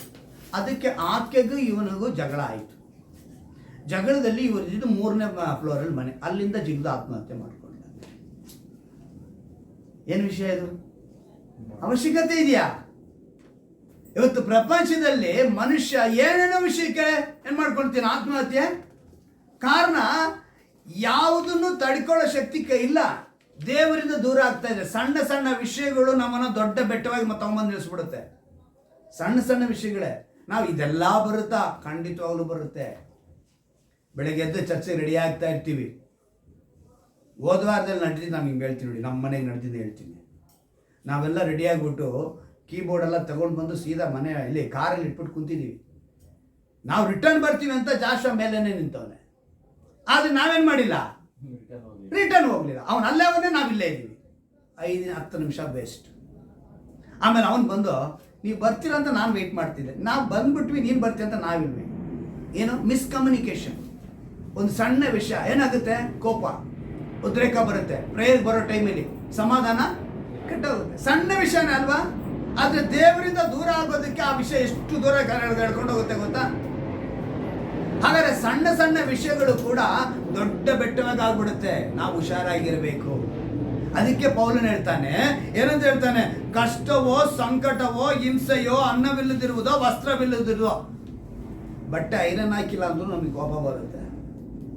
ಒಗ್ದಿಲ್ಲ ಅಂದರೆ ಕೋಪ ಬರುತ್ತೆ. ಒಗ್ದಿರೋ ಬಟ್ಟೆಲಿ ಕರೆ ಇದ್ರೆ ಕೋಪ ಬರುತ್ತೆ ಅಲ್ವಾ? ಚರ್ಚಿಗೆ ಹೋಗ್ಬೇಕು ಅಂತ ಗೊತ್ತಾಗಲ್ವಾ? ಏನು ಹೇಳ್ತೀವಿ? ಚರ್ಚಿಗೆ ಹೇಳೋದೆ, ಚರ್ಚ್ ಹೆಸರೇ ಹೇಳ್ತೀವಿ, ಆದ್ರೆ ಏನು ಮಾಡ್ತೀವಿ? ಕೋಪ ಬರುತ್ತೆ. ಆದರೆ ಈ ಸಣ್ಣ ಸಣ್ಣ ವಿಷಯನ ಏನಕ್ಕೆ ಪೌಲನು ಬರೆಸ್ತಾ ಇದ್ದಾನೆ ಅಂತ ಹೇಳಿದ್ರೆ, ಇವೆಲ್ಲವೂ ಕೂಡ ನಮ್ಮನ್ನು ದೇವರಿಂದ ದೂರ ಮಾಡೋಕ್ಕೆ ಸಾಧ್ಯ ಇಲ್ಲ. ನಾನು ದೇವರಿಂದ ನಾನು ಬಲಗೊಳ್ಳುತ್ತೀನಿ ಅಂತೇಳಿ ಅಪೊಸ್ತಲನಾದ ಪೌಲನು ರೋಮ ಪಟ್ಟಣಕ್ಕೆ ಬರೆಯುವಾಗ ಹೇಳ್ತಾನೆ. ಒಬ್ಬ ವ್ಯಕ್ತಿ ಬಿಸ್ನೆಸ್ ಮ್ಯಾನು, ಅವನೇನು ಮಾಡ್ತಾನೆ, ಪ್ರಯಾಣ ಬೆಳೆಸ್ಕೊಂಡು ಹೋಗ್ತಾ ಇದ್ದಾನೆ, ಒಂದು ಮಾರ್ಗವಾಗಿ ಹೋಗ್ತಾ ಇದ್ದಾನೆ. ಹೋಗುವಾಗ ದೇವ್ರ ಹತ್ರ ಒಂದು ಪ್ರಶ್ನೆ ಮಾಡ್ತಾನೆ, ಒಂದು ಕಾರಣ ಹೇಳು, ನಾನು ಈ ಬಿಸ್ನೆಸ್ಸಲ್ಲಿ ಲಾಸ್ ಆಗೋದಕ್ಕೆ ದೇವರೇ ಒಂದು ಕಾರಣ ಹೇಳು ಅಂತ ಕೇಳ್ತಾನೆ ದೇವ್ರನ್ನ. ದೇವ್ರು ಹೇಳಿದ್ರು, ಸರಿ ಹಿಂಗೆ ಹೋಗ್ತಾ ಇದೆಯಲ್ಲ, ಆ ಕಡೆ ನೋಡು ಬಲಗಡೆಯಲ್ಲಿ ಎಷ್ಟು ಹಸಿರಾಗಿ ಕಾಣಿಸ್ತಾ ಇದೆ. ಹುಲ್ಲು ಚೆನ್ನಾಗಿ ಬೆಳೆದೈತೆ, ಹಸಿರಾಗಿ ಕಾಣಿಸ್ತಾ ಇದೆ. ಹಸಿರಾಗಿ ಕಾಣಿಸ್ತಾ ಇದೆ ಆ ಹುಲ್ಲು. ಎಷ್ಟು ಚೆನ್ನಾಗಿ ಬೆಳೆದೆ. ಈ ಕಡೆ ಎಡಗಡೆಯಲ್ಲಿ ನೋಡು ಅಂದರು. ಎಡಗಡೆಯಲ್ಲಿ ನೋಡ್ತಾನೆ ಬಿದಿರು ಕಾಡು. ಏನು ಕಾಡು? ಬಿದಿರು ಕಾಡು. ಹೇಳಿದ್ರು ಈ ಹುಲ್ಲು ಬೆಳೆಯೋದಕ್ಕೆ ಎಷ್ಟು ದಿವಸ ಬೇಕು? ಅವನು ಹೇಳಿದ ಏನು ಒಂದು ವಾರದಲ್ಲಿ ಬೆಳೆದೋಗುತ್ತೆ ಹುಲ್ಲು. ಆದರೆ ಬಿದಿರು ಮರ ಬೆಳೆಯೋಕ್ಕೆ 20 ವರ್ಷ ಬೇಕಂತೆ. ಏನಂತೆ? 20 ವರ್ಷ. ಅದು ಚಿಗುರು 6 ತಿಂಗಳಿಗೆ 20 ಅಡಿ ಉದ್ದ ಬೆಳೆಯುತ್ತೆ. ಎಷ್ಟು ದಿವಸಕ್ಕೆ? 6 ತಿಂಗಳಿಗೆ. ಆದರೆ 20 ವರ್ಷ ಚಿಗುರೇ ಬರಲ್ಲ. 20 ವರ್ಷ ಆದ್ಮೇಲೆ ಏನು ಬರುತ್ತಂತೆ? ಚಿಗುರು ಬರುತ್ತಂತೆ. 20 ವರ್ಷ ಆದ್ಮೇಲೆ 6 ತಿಂಗಳಿಗೆ ಎಲ್ಲಿ ಹೋಗ್ಬಿಡುತ್ತೆ? 20 ಅಡಿ ಉದ್ದ. ಇದು ನನ್ನ ಉದ್ದೇಶ. ನೀನು ತಾಳ್ಮೆಯಿಂದ ಇರು. ಹುಲ್ಲು ಏನಾಗುತ್ತೆ? ನಾಳೆನೇ ಕಾಣಿಸುತ್ತೆ, ಸಂಜೆ ಹೊತ್ತಿಗೆ ಒಣಗೋಗುತ್ತೆ. ನಿನಗೆ ಆ ಬದುಕು ಬೇಕಾ? ಅಲ್ಲ, ಬಿದಿರು ಥರ ಚೆನ್ನಾಗಿ ಸ್ಟ್ರಾಂಗ್ ಆಗಿ. ಯಾಕಂದ್ರೆ ಆ 20 ವರ್ಷ ಅದು 6 ತಿಂಗಳಲ್ಲಿ ಅಷ್ಟು ಉದ್ದ ಬೆಳೆಯೋದಕ್ಕೆ ಬೇಕಾಗಿರುವಂಥ ಸ್ಟ್ರಾಂಗ್, ಅಂದರೆ ಬೇರು ಚೆನ್ನಾಗಿ ಸ್ಟ್ರಾಂಗ್ ಆಗಿ ಭೂಮಿ ಒಳಗಡೆ ಅದು ರೆಡಿ ಮಾಡ್ಕೊತಾ ಇರುತ್ತೆ. ಆಮೇಲೆ ಅದು ಬೆಳೆದು ನಿಂತಾಗ ಅದು ನಿಂತ್ಕೊಳ್ಳುತ್ತೆ ಬಿದಿರು. ಇವತ್ತು ನಾವು ಅದನ್ನು ತಿಳ್ಕೋಬೇಕು. ಕ್ರಿಸ್ತನ ಬಳಿ ಬಂದಿದ್ಯಾ? ಒಂದು 20 ವರ್ಷ ಆಗ್ಬೋದು, 10 ವರ್ಷ ಆಗ್ಬೋದು. ಇನ್ನೇನು ಮಾಡಬೇಕು? ಕಾಯ್ತಾ ಇರಬೇಕು, ತಾಳ್ಮೆಯಿಂದ ಇರಬೇಕು. ಅಂದರೆ ಆತನು ನಮ್ಮನ್ನು ಯಾವ ರೀತಿಯಾಗಿ ಸರಿಯಾದ ಸಮಯದಲ್ಲಿ ಸರಿಯಾದ ಸ್ಥಳದಲ್ಲಿ ನಮ್ಮನ್ನು ತಗೊಂಡೋಗಿ ಇಡ್ತಾರೆ. ಆದರೆ ನಾವೇನು ಮಾಡಲ್ಲ, ಅದನ್ನು ಕಾಯಲ್ಲ. ಒಂದು 2 ಕೊರಿಂಥದವರಲ್ಲಿ 1ನೇ ಅಧ್ಯಾಯದಲ್ಲಿ ಒಂದು ಮಾತು ಬರೆಯಲ್ಪಟ್ಟಿದೆ. 2 ಕೊರಿಂಥದವರಿಗೆ 1ನೇ ಅಧ್ಯಾಯ 20ನೇ ವಾಕ್ಯ. ವಾಗ್ದಾನಗಳೆಲ್ಲ ಆತನಲ್ಲೇ ನೆರವೇರುವಂತ ಮಾತುಗಳು ಅಲ್ವಾ? ನಿಶ್ಚಯವಾಗಿ ದೇವರ ವಾಗ್ದಾನಗಳು ಎಷ್ಟಿದ್ದರೂ ಕ್ರಿಸ್ತನಲ್ಲೇ ದೃಢವಾಗುತ್ತವೆ. ಆದ ಕಾರಣ ದೇವರ ಪ್ರಭಾವವು ಪ್ರಕಾಶವಾಗುವುದಕ್ಕೋಸ್ಕರ ಆತನ ಮೂಲಕವಾಗಿ ನಾವು ಆಮೇನ್ ಎಂದು ಹೇಳುತ್ತೇವೆ. ಏನಂತ ಹೇಳ್ತೀವಂತೆ? ಆಮೇನ್. ಹಾಗೆಯೇ ಆಗುವುದು. ಯಾವಾಗ ಅಂತ ಹೇಳಿದ್ರೆ ನಿಶ್ಚಯವಾಗಿ ಕ್ರಿಸ್ತನಲ್ಲೇ ದೃಢವಾಗುತ್ತೆ ಎಲ್ಲ ವಾಗ್ದಾನಗಳು. ಅದಕ್ಕೆ ತಂದೆಯಾದ ದೇವರು ಹೇಳ್ತಾರೆ, ನಾನು ದಯೆಯು ಕನಿಕರ ಉಳ್ಳವನಾಗಿದ್ದೀನಿ, ಸೋತು ಹೋಗಬೇಡಿ ವಿಶ್ವಾಸಿಗಳೇ, ನಾನು ನಿಮಗೆ ಧೈರ್ಯ ಪಡಿಸ್ತಾ ಇದ್ದೀನಿ, ಬಲಪಡಿಸ್ತಾ ಇದ್ದೀನಿ. ಕ್ರಿಸ್ತನಿಂದ ನಿಮಗೆಲ್ಲ ಏನಾಗುತ್ತೆ? ನಿಶ್ಚಯವಾಗಿ ಎಲ್ಲ ವಾಗ್ದಾನಗಳು ನೆರವೇರ್ತವೆ. ಆದರೆ ದಾರಿ ತಪ್ಪಿ ಹೋದಂಥ ಪ್ರತಿಯೊಬ್ಬರು ಏನು ಮಾಡಬೇಕು? ತಿರುಗಿಕೊಳ್ಳಬೇಕು. ಯೇಸು ಕ್ರಿಸ್ತನು ಈಸ್ಕರಿಯೋದನ್ನು ನೋಡಿ ಇವನು ಹುಟ್ಟದಿದ್ದರೆ ಸಾಕು ಅಂತ ಹೇಳುವಂಥ ಪರಿಸ್ಥಿತಿಯಲ್ಲಿರುವಂಥ ನಾವುಗಳು ಇವತ್ತು ಅವರಿಗೋಸ್ಕರ ಪ್ರಾರ್ಥನೆ ಮಾಡುವಾಗ ನೋಡಿ, ಪೇತ್ರನು ಕೂಡ ತಪ್ಪು ಮಾಡ್ದ. ಏನು ಮಾಡ್ದ? ತಪ್ಪು ಮಾಡ್ದ. 3 ಸಲ ದೇವರನ್ನ ಗೊತ್ತಿಲ್ಲ ಅಂತ ಹೇಳ್ದ. ಆದರೆ ಪಶ್ಚಾತ್ತಾಪ ಪಟ್ಟಿದ್ದ ನಿಮಿತ್ತ ಅದೇ ಮತ್ತಾಯನಲ್ಲೇ ದೇವರು ಎಂದು ಬರೆಸ್ತಾರೆ, ನೀನು ಸಭೆಯನ್ನು ಕಟ್ಟುವನಾಗಿರ್ತೀವಿ, ಪಾತಾಳದ ಬೀಗದ ಕೈಗಳು ಪರಲೋಕದ ಬೀಗದ ಕೈಗಳು ನಿನಗೆ ಕೊಡಲ್ಪಡುವವು. ಅಂದರೆ ಯಾರು ಪಶ್ಚಾತ್ತಾಪ ಪಡ್ತಾರೋ ಅವರಿಗೆ ಪರಲೋಕದ ಬೀಗದ ಕೈಗಳು ಸಹ, ಅಂದರೆ ಪರಲೋಕದ ಬಾಗಿಲು ಅವರಿಗೆ ತೆರೆಯಲ್ಪಡುತ್ತೆ. ಅಂದರೆ ತಿರುಗಿಕೊಳ್ಳಬೇಕು. ಆದರೆ ಈಸ್ಕರಿಯೋತ ಯೂದ ಏನು ಮಾಡಲಿಲ್ಲ? ತಿರುಗಲಿಲ್ಲ. ಕೊನೆಗೇನಾದ? ಅವನು ನೇಣಾಕೊಂಡು ತಲೆ ಕೆಳಗಾಗಿ ಹೊರಬಿದ್ದು ಆ ಹೊಟ್ಟೆ ಒಳಗಿದ ಕರಳೆಲ್ಲ ಆಚೆ ಬಂದು ಆ ಥರ ಸತ್ತ. ಅಷ್ಟೊಂದು ಘೋರವಾದ ಸಾವು ಅವನಿಗೆ. ದೇವರು ಹೇಳ್ತಾರೆ, ಇವನು ಹುಟ್ಟಿದಿದ್ರೆ ಸಹ ಚೆನ್ನಾಗಿರ್ತಿತ್ತು. ಇವತ್ತು ನಾವು ನೆನೆಸ್ಕೊಳ್ಳಬೇಕು, ನೀನು ಸೋತು ಹೋಗಿದ್ದರೆ, ನೀನು ಚಿಂತಿಸುವನಾಗಿದ್ದರೆ, ನೀನು ಚಿಂತಿಸುವಳಾಗಿದ್ದರೆ, ನೀನು ಸೋತು ಹೋಗುಳಾಗಿದ್ದರೆ ದೇವ್ರು ನಿನ್ನ ನೋಡಿ ಹೇಳ್ತಿದ್ರೆ, ನಾನು ದಯೆಯು ಕನಿಕರ ಉಳ್ಳವನು, ನೀನು ಭಯ ಪಡಬೇಡ, ಚಿಂತಿಸಬೇಡ, ನಾನು ನಿನಗೋಸ್ಕರ ಇದ್ದೀನಿ ಅಂತ ಹೇಳಿ ದೇವರು ಮಾತು ಕೊಡ್ತಿದ್ದಾರೆ. ಯೆರೆಮೀಯನಲ್ಲಿ ಒಂದು ಮಾತು ಬರೆಯಲ್ಪಟ್ಟಿದೆ. 17ನೇ ಅಧ್ಯಾಯದ 7ನೇ ವಾಕ್ಯದಲ್ಲಿ. ಯೆರೆಮೀಯನಿಗೆ ಪ್ರವಾದಿಯ ಗ್ರಂಥ 7ನೇ ಅಧ್ಯಾಯ, ಪ್ರವಾದಿ ಯೆರೆಮೀಯನ ಗ್ರಂಥ 17ನೇ ಅಧ್ಯಾಯ 7-8ನೇ ವಾಕ್ಯವನ್ನು ಗಮನಿಸುವಾಗ ಅಲ್ಲಿ ಒಂದು ಮಾತು ಬರೆಯಲ್ಪಟ್ಟಿದೆ ನೋಡಿ. ಯಾವನು ಯೆಹೋವನಲ್ಲಿ ನಂಬಿಕೆ ಇಟ್ಟಿದ್ದಾನೋ, ಯಾವನಿಗೆ ಯೆಹೋವನು ಭರವಸವಾಗಿದ್ದಾನೋ ಅವನೇ ಧನ್ಯನು. ಯಾರು ಧನ್ಯರು? ಯೆಹೋವನಲ್ಲಿ ಭರವಸೆ ಇಡು, ನೀನು ನಂಬಿಕೆ ಇಡು. ನೀರಾವರಿಯಲ್ಲಿ ನೆಡಲ್ಪಟ್ಟು ಹೊಳೆಯ ದಡದಲ್ಲಿ ತನ್ನ ಬೇರುಗಳನ್ನು ಹರಡಿ ಧಗೆಗೆ ಭಯಪಡದೆ ಹಸುರೆಲೆಯನ್ನು ಬಿಡುತ್ತಾ ಕ್ಷಾಮ ವರ್ಷದಲ್ಲಿಯೂ ನಿಶ್ಚಿಂತೆಯಾಗಿ ಸದಾ ಫಲ ಕೊಡುತ್ತಾ ಇರುವ ಮರಕ್ಕೆ ಸಮಾನನಾಗಿರುವನು ಯಾರು? ಯೆಹೋವನಲ್ಲಿ ಭರವಸೆ. ಯೆಹೋವನಲ್ಲಿ ನಂಬಿಕೆ ಇಟ್ಟವನು ನೀರಾವರಿಯ ಪಕ್ಕದಲ್ಲಿ ಒಂದು ನೀರಿರುವಂಥ ಸ್ಥಳದಲ್ಲಿ ಒಂದು ಮರ ನೆಡಲ್ಪಟ್ಟಿದ್ರೆ ಹಚ್ಚ ಹಸಿರಾಗಿಯೇ ಇರುತ್ತೆ. ಹೇಗಿರುತ್ತೆ ಅದು? ಹಚ್ಚ ಹಸಿರಾಗೇ ಇರುತ್ತೆ. ಕ್ಷಾಮ ಬಂದಿದೆಯಂತೆ ಎಲ್ಲಿ? ಹೊರಗೆ. ಆದರೆ ನೀರಾವರಿ ಇರುವಂಥ ಸ್ಥಳದಲ್ಲಿ ಆ ಮರ ಮಾತ್ರ ಏನಾಗಿದೆ? ಫಲ ಕೊಡ್ತಾ ಇದೆ. ಅದಕ್ಕೆ ಸಮಾನವಾಗಿರುತ್ತಾನೆ. ಹಸಿರಲೆಯನ್ನು ಬಿಡುತ್ತಾ ಕ್ಷಾಮ ವರ್ಷದಲ್ಲಿ ನಿಶ್ಚಿಂತೆಯಾಗಿ ಸದಾ ಫಲ ಕೊಡುತ್ತಾ ಇರುವ ಮರಕ್ಕೆ ಸಮಾನನಾಗಿರುವನು ಯಾರು ಅಂತ ಹೇಳಿದ್ರೆ, ಯೆಹೋವನ ಮೇಲೆ ನಂಬಿಗಸ್ತನಾಗಿ ಯಾರು ನಂಬಿಕೆ ಹೇಳ್ತಾರೋ. ಇಬ್ರಿಯರಿಗೆ 10:23 ಹೇಳಿದೆ, ವಾಗ್ದಾನ ಮಾಡಿದಾತನೋ ನಂಬಿಗಸ್ತನೋ.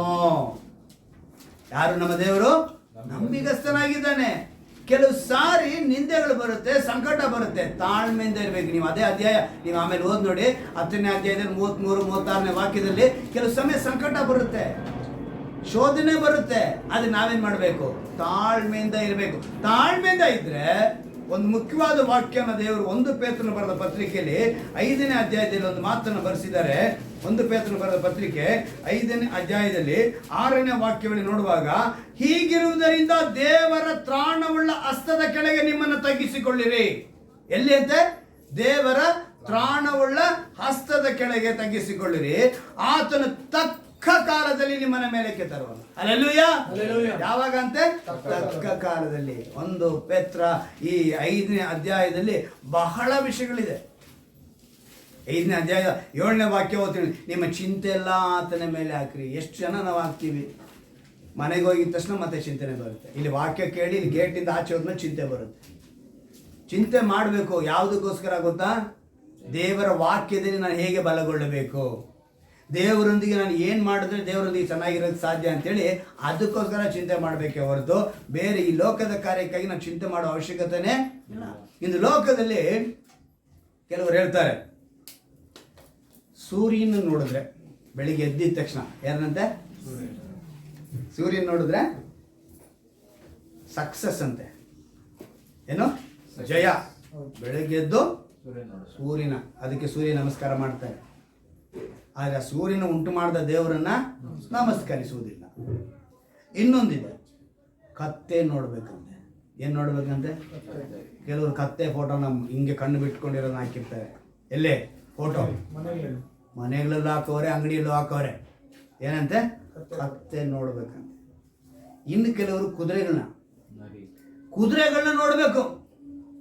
7 ಕುದುರೆ.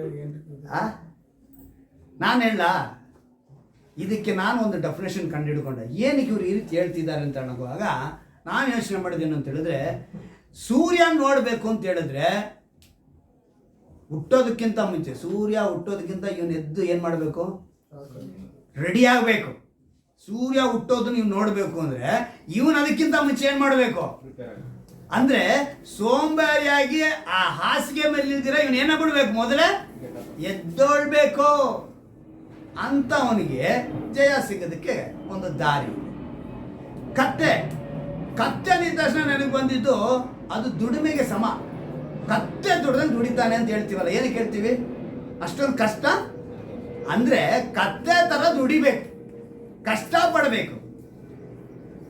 ಕೈ ಕೆಸರಾದ್ರೆ ಕೈ ಕೆಸರೇ ಆಗ್ಬಾರ್ದಂತೆ, ಬೆಣ್ಣೆ ಮಾತ್ರ ಬಾಯಿಗೆ ಬೇಕಂತೆ.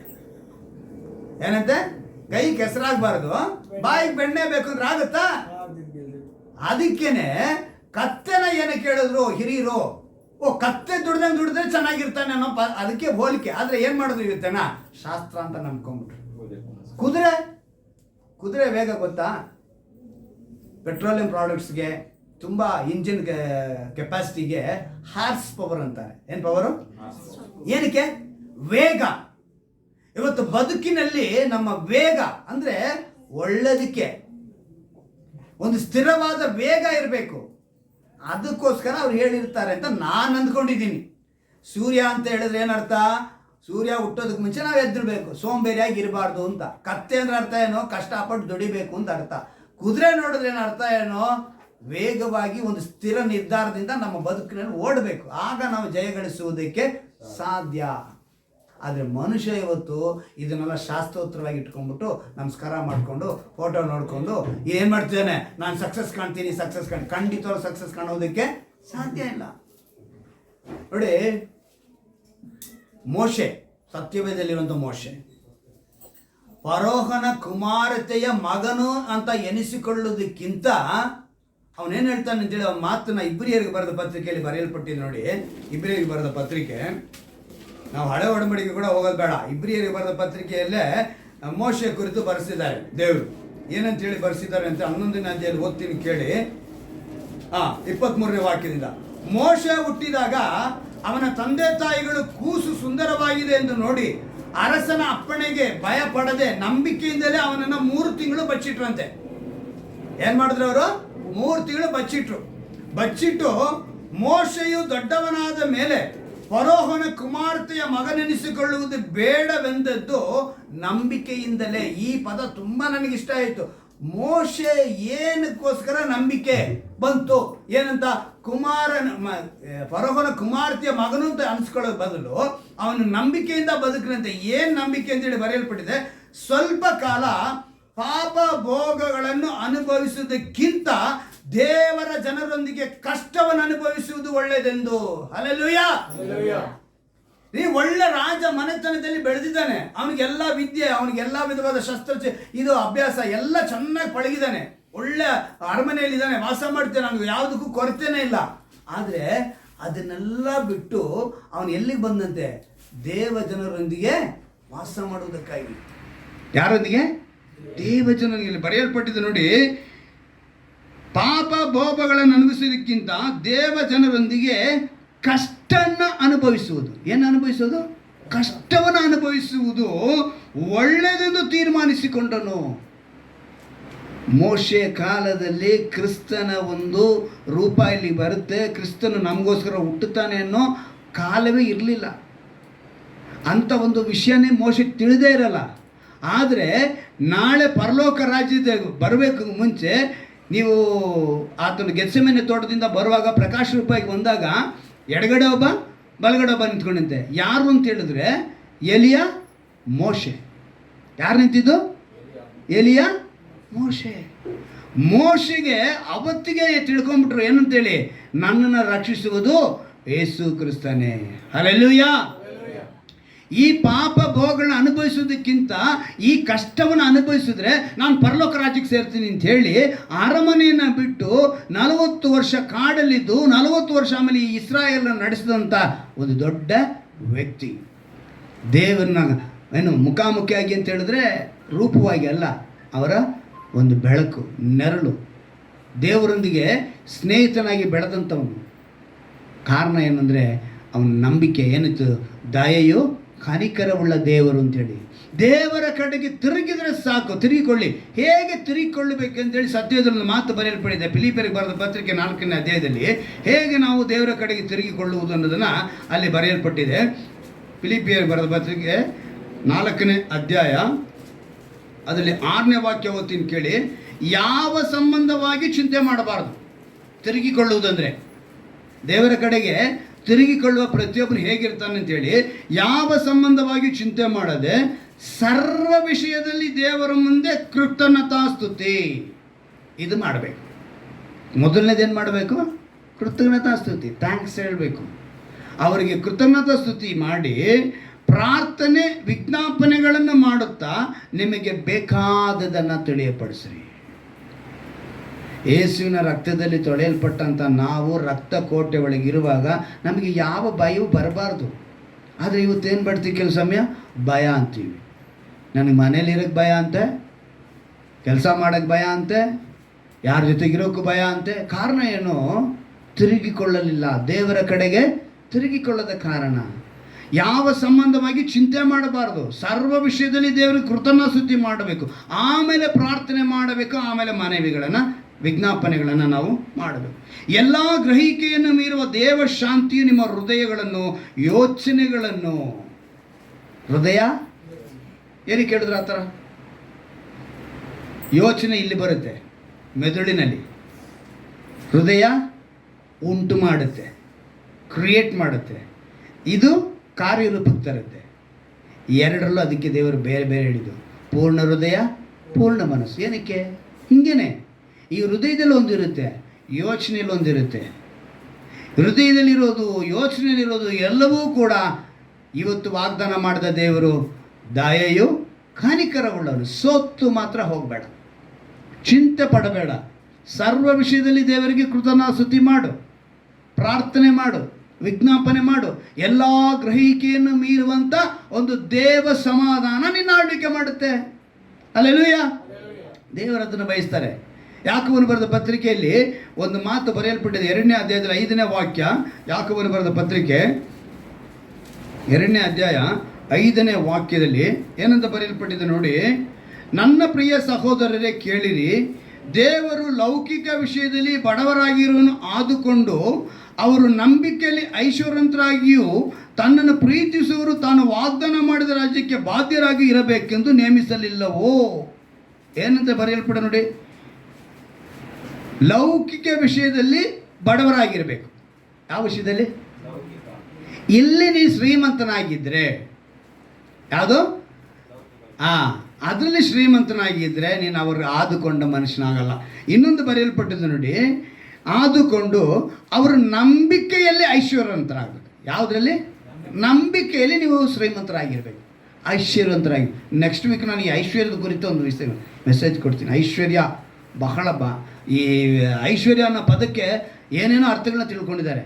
ನೆಕ್ಸ್ಟ್ ವೀಕ್ ನಾವು ಅದನ್ನೇ ಧ್ಯಾನ ಮಾಡೋಣ. ಐಶ್ವರ್ಯ ಅನ್ನೋದ್ರ ಬಗ್ಗೆ ನಾನು ಮಾತಾಡಿಸ್ತೀನಿ. ದೇವರು ಏನಂತ ಕೇಳಿದ್ರೆ, ಐಶ್ವರ್ಯ ಅಂತ ಹೇಳುವಾಗ ನಂಬಿಕೆಯಲ್ಲಿ ನಾವು ಐಶ್ವರ್ಯ ಆಗಿರಬೇಕು. ತನ್ನನ್ನು ಪ್ರೀತಿಸುವವರಿಗೆ ವಾಗ್ದಾನ ಮಾಡಿದ್ದಾನೆ. ಏನಂತೇಳಿ? ವಾಗ್ದಾನ ಮಾಡಿದ ರಾಜ್ಯಕ್ಕೆ ಬಾಧ್ಯರಾಗಿಯೂ. ನೀವು ಎಲ್ಲಿ ಸೇರ್ತೀರಾ ಅಂತ ಹೇಳಿದ್ರೆ ವಾಗ್ದಾನ ಮಾಡಿದ ರಾಜ್ಯಕ್ಕೆ ನೀವು ಸೇರುವರಾಗಿರ್ತೀರಿ. ದೇವರು ಸ್ಪಷ್ಟವಾಗಿ ನಮ್ಗೆ ಹೇಳ್ತಿದ್ದಾರೆ. ಅಂದರೆ ನಾವು ನಂಬಿಕೆಯಿಂದ ಏನು ಮಾಡಬೇಕು? ಐಶ್ವರ್ಯವಂತರಾಗಬೇಕು. ಇನ್ನೊಂದು ಮಾತು ಬರೆಯಲ್ಪಟ್ಟಿದೆ ಪ್ರಕಟಣೆ ಕೊನೆಯದಾಗಿ 2ನೇ ಅಧ್ಯಾಯ 9ನೇ ವಾಕ್ಯನ ಓದ್ತೀನಿ ಕೇಳಿ.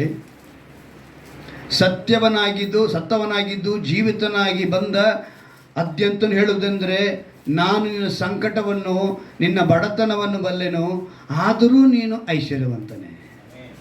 ಏನನ್ನು ಬಲ್ಲವನಂತೆ ದೇವರು? ನಮ್ಮ ದೇವರು ನಿನ್ನ ಸಂಕಟವನ್ನು ಬಡತನವನ್ನು ತಿಳಿದಿದ್ದಾರೆ. ನೀನು ಐಶ್ವರ್ಯವಂತನು. ಇವತ್ತು ನಿನಗೆ ಸಂಕಟ, ಸಮಸ್ಯೆ, ಶೋಧನೆ, ಬಾಧೆ ಇವೆಲ್ಲ ಇದ್ದರೆ you are in right way. ನೀನು ಸರಿಯಾದ ಮಾರ್ಗದಲ್ಲಿ ಇದೆಯಾ ಅಂತ ಅರ್ಥ. ನೀನು ಸುಖದ ಸುಪ್ಪತ್ತಿಗೆಯಲ್ಲಿ ನೀನು ಮೆರಿತಾ ಇದೆಯಾ, ಸುಖದ ಸುಪ್ಪತ್ತಿಗೆಯಲ್ಲೇ ಇದ್ದೀನಿ ಅಂತ ಹೇಳಿದ್ರೆ ನೀನು ದಾರಿ ತಪ್ಪಿದವನಾಗಿದೆಯಾ? ಏನಾಗಿದೆಯಾ? ದಾರಿ ತಪ್ಪಿದವನಾಗಿದೆಯಾ? ನಿನಗೆ ಕಷ್ಟ, ಸಂಕಟ, ಸಮಸ್ಯೆ ಇದೆ ಅಂತ ಹೇಳಿದ್ರೆ ದೇವರು ನಿನ್ನೇನು ಮಾಡ್ತಿದ್ದಾರೆ? ಈಗ ಒಬ್ಬ ವಿದ್ಯಾರ್ಥಿ ಚೆನ್ನಾಗಿ ವಿದ್ಯಾವಂತನಾಗಿದ್ದಾನೆ. ಅವನ ವಿದ್ಯೆಯಲ್ಲಿ ಎಷ್ಟು ಅವನು ತಿಳ್ಕೊಳ್ಳೋದು ಅಂತ ಹೇಳಿದ್ರೆ ಯಾವಾಗ ತಿಳ್ಕೊಳ್ಳೋದು? ಪರೀಕ್ಷೆಯಲ್ಲಿ ಮಾರ್ಕ್ಸ್ ಬಂದು ರಿಸಲ್ಟ್ ಬಂದಾಗಲೇ ಅವನು ಪಟ್ಟಂಥ ಕಷ್ಟಕ್ಕೆ ಏನು ಗೊತ್ತಾಗುತ್ತೆ? ಅಲ್ಲಿ ವ್ಯಾಲ್ಯೂ, ಬೆಲೆ ಗೊತ್ತಾಗುತ್ತೆ. ನೀನು ಹಾಗೆ ಇವತ್ತು ನೀನು ಕಷ್ಟಪಟ್ಟರೆ ಆ ಪರಲೋಕ ರಾಜ್ಯದಲ್ಲಿ ನಿನಗೆ ಬೆಲೆ ಸಿಗುತ್ತೆ. ದೇವರು ಅದನ್ನೇ ಹೇಳ್ತಾ ಇರೋದು. ಎಷ್ಟು ಅದ್ಭುತವಾಗಿ ಹೇಳ್ತಿದ್ದಾರೆ ನೋಡಿ. ಆ ಮಾತನ್ನು ನಾವು ಸರಿಯಾಗಿ ಗಮನಿಸ್ಕೊಳ್ಬೇಕು ಅಂತ ಹೇಳಿದ್ರೆ, ನಿನಗೆ ಸಂಭವಿಸಕ್ಕಿರುವ ಬಾಧೆಗಳಿಗೆ ಹೆದರಬೇಡ. ಬಾಧೆಗಳ ಕುರಿತು ಏನು ಬೇಡ? ನಿನಗೆ ಹೆದರಿಕೆ ಬೇಡ. ಈಗೋ ನೀವು ದುಷ್ಪ್ರೇರಣೆಗೆ ಒಳಗಾಗುವಂತೆ ಸೈತಾನನು ನಿಮ್ಮಲ್ಲಿ ಕೆಲವರನ್ನ ಸೆರೆಮನೆ ಒಳಗೆ ಹಾಕೋಕಿದ್ದಾನೆ. ಏನಂತ ಮಾಡ್ತಾನೆ? ಸೆರೆಮನೆ ಅಂದ ತಕ್ಷಣ ಪೊಲೀಸ್ ಸ್ಟೇಷನಲ್ಲಿ ಇರೋದೋ ಅಲ್ಲ ಸೆಂಟ್ರಲ್ ಜೈಲು ಅಲ್ಲ. ಪಾಪವೆಂಬ ಸೆರೆಮನೆ ಒಳಗೆ ಹಾಕ್ಬಿಡ್ತಾನೆ ಅವನು. ಸೈತಾನ ಕೆಲಸನೇ ಅದೇ. ಆ ರೀತಿ ಹಾಕ್ದಿರ 10 ದಿವಸಗಳ ತನಕ ನಿಮಗೆ ಸಂಕಟವಿರುವುದು. ನೀನು ಸಾಯಬೇಕಾದರೂ ನಂಬಿಗಸ್ತನಾಗಿರು. ಸಾಯವಾಗ ಹೆಂಗಿರಬೇಕು? ಇವತ್ತು ನಾವು ಐಶ್ವರ್ಯವಂತರಾಗಿರೋದಕ್ಕೆ ಆಸೆ ಪಡ್ತೀವಿ ಅಲ್ವಾ? ವಿದ್ಯಾವಂತರಾಗಿರೋದಕ್ಕೆ ಆಸೆ ಪಡ್ತೀವಿ. ಆದರೆ ಇಲ್ಲಿ ಏನಂತ ಬರೆಯಲ್ಪಟ್ಟಿದೆ? ನಂಬಿಗಸ್ತನಾಗಿರೋದಕ್ಕೆ ಆಸೆ ಪಡಬೇಕು ನಾವು. ಅದರಲ್ಲಿ ನಂಬಿಗಸ್ತನು ಐಶ್ವರ್ಯ ಹೆಂಗಿರ್ಬೇಕು? ನಂಬಿಕೆಯಲ್ಲಿ ಐಶ್ವರ್ಯ ಉಳ್ಳವನಾಗಿರಬೇಕು. ನಂತರ ಹೇಳಿದೆ, ನಾನು ನಿನಗೆ ಜೀವವೆಂಬ ಜಯಮಾಲೆಯನ್ನು ಕೊಡುವೆನು, ದೇವರಾತ್ಮನು ಸಭೆಗೆ ಹೇಳುವುದನ್ನು ಕಿವಿಯುಳ್ಳವನಿಗೆ ಕೇಳಲಿ. ಜಯ ಹೊಂದುವವನಿಗೆ 2ನೆಯ ಮರಣದಿಂದ ಕೇಡಾಗುವುದೇ ಇಲ್ಲ. ಇದು ಬಹಳ ಮುಖ್ಯ. 2ನೆಯ ಮರಣ. ಶರೀರ ಹೊಟ್ಟೋಗುತ್ತೆ ಮಣ್ಣಲ್ಲಿ. 70 ಇಲ್ಲ 80 ಹೊಟ್ಟೋಯ್ತು, ಮುಗಿದೋಯ್ತು? ಖಂಡಿತವಾಗಲಿಲ್ಲ. ಕ್ರೈಸ್ತರಿಗೆ ಮುಖ್ಯವಾಗಿರುವಂಥ ನಂಬಿಕೆ ಏನು ಅಂತ ಹೇಳಿದ್ರೆ, ಆ ರೀತಿ ನಂಬಿಕೆ ಇದ್ದರೆ ಮಾತ್ರನೇ ಕ್ರೈಸ್ತರು. ಸತ್ತ ನಂತರ ಮತ್ತೆ ಒಂದು ಜೀವ ಇದೆ, ಮತ್ತೆ ಒಂದು ಕಾಲ ಇದೆ. ಅದರಲ್ಲಿ ನಮಗೆ ಶಿಕ್ಷೆ ಆಗಬಾರ್ದು. ನಾವು ಅದರಲ್ಲಿ ನಾವು ಉಳ್ಕೊಂಡ್ರೇ ಪರಲೋಕ ರಾಜ್ಯ. ಹಲ್ಲೆಲೂಯಾ. ಅದು ಆತ್ಮಿಕವಾದ ಮರಣಕ್ಕೆ ನಾವು ಹೋಗ್ತಾ ಇರ್ತೀವಿ. ಇವತ್ತು ಪಾಪಗಳಿಂದ ನಾವೇನಾಗ್ತೀವಿ? ಆತ್ಮಿಕವಾದ ಮರಣಕ್ಕೆ. ಇಂಥ ಸೆರೆಮನೆಯಿಂದ ನಾವು ಬಿಡಿಸಲ್ಪಟ್ಟವರಾಗಿ ನಮ್ಮ ದೇವರು ಹೇಳ್ತಿದ್ದಾರೆ, ಯೆಹೋವ ದೇವರು ಹೇಳ್ತಿದ್ದಾರೆ, ನಾನು ದಯೆಯು ಕನಿಕರ ಉಳ್ಳವನು, ನನ್ನ ಕಡೆಗೆ ತಿರುಗಿಕೊಳ್ಳುವ ನಿಮ್ಮನ್ನು ಕಟಾಕ್ಷಿಸದೆ ಇರುವುದಿಲ್ಲ. ಎಷ್ಟು ಅದ್ಭುತವಾದ ವಾಗ್ದಾನ ಅಲ್ವಾ? ಸೊ ನಾವೆಲ್ಲ ಮೊಣಕಾಲಾಕಿ, ದೇವರೇ ನಾವು ಸೋತು ಹೋಗಲ್ಲಪ್ಪ, ಚಿಂತಿಸುವುದಿಲ್ಲಪ್ಪ, ಯೋಚನೆ ಮಾಡುವುದಿಲ್ಲಪ್ಪ, ನಾವಿವತ್ತು ಒಪ್ಪಿಸಿಕೊಡ್ತಿದ್ದೇವೆ. ಯಾಕಂತ ಹೇಳಿದ್ರೆ, ನೀವು ಮಾತಿನಲ್ಲಿ ದೇವರ ವಾಕ್ಯದಲ್ಲಿ ನೆಲೆಗೊಂಡವರಾಗಿರಬೇಕು ಅಂತಲೇ ದೇವರು ಹೇಳ್ತಾ ಇರೋದು. ನಾವು ನೆಲೆಗೊಂಡಿಲ್ಲ ಅಂತ ಹೇಳಿದ್ರೆ ದೇವರ ಮಾತಿನಿಂದ ದೂರ ಆಗ್ತಿದ್ದೀವಿ ಅಂತ ಅರ್ಥ.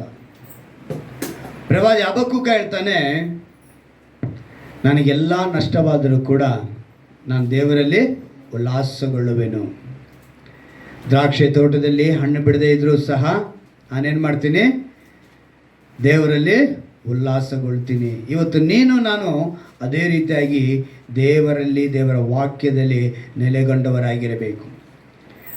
ಯಾವ ರೀತಿಯಾಗಿ ಅಂದರೆ, ಅಂಜೂರವು ಚಿಗುರದಿದ್ದರೂ, ದ್ರಾಕ್ಷಾಲತೆಗಳಲ್ಲಿ ಹಣ್ಣು ಸಿಕ್ಕದಿದ್ದರೂ, ಎಣ್ಣೆ ಮರಗಳ ಉತ್ಪತ್ತಿಯು ಶೂನ್ಯವಾದರೂ, ಹೊಲ ಗದ್ದೆಗಳು ಆಹಾರವನ್ನು ಕೊಡದೆ ಹೋದರೂ, ಹಬಕ್ಕೂಕ ಹೇಳುವಂಥ ಮಾತಿದು.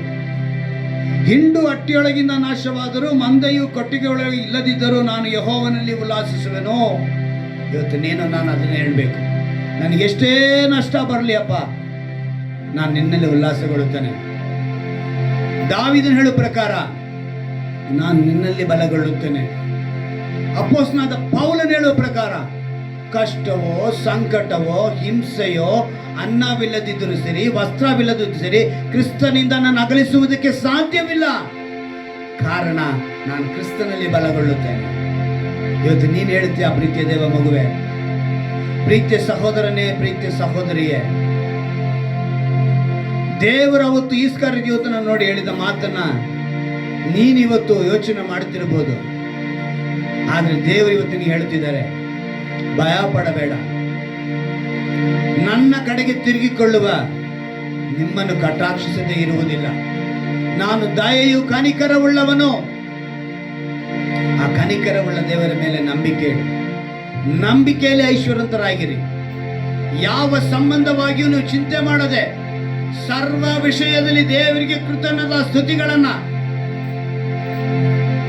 ಪ್ರಾರ್ಥನೆಗಳನ್ನ, ವಿಜ್ಞಾಪನೆಗಳನ್ನ ಮಾಡಿ, ಆಗ ಎಲ್ಲಾ ಗ್ರಹಿಕೆಯನ್ನು ಮೀರುವ ದೇವ ಶಾಂತಿಯು ನಿಮ್ಮನ್ನ ಆಳ್ವಿಕೆ ಮಾಡುತ್ತದೆ.